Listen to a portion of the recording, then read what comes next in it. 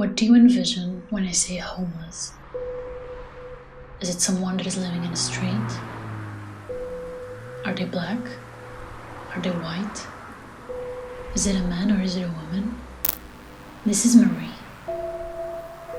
Marie's homeless, and by the eyes of society, Marie's invisible. Unfortunately, she's just one example among thousands of invisible people that society keeps to stigmatize and criminalize. But if we see them, why do we make them feel invisible? It's time to change our perspectives and to understand that inside each homeless there is pain, suffer, and a story to tell. My name is Marie,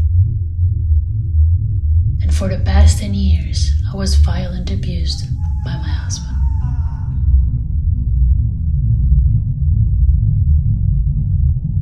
Make them visible.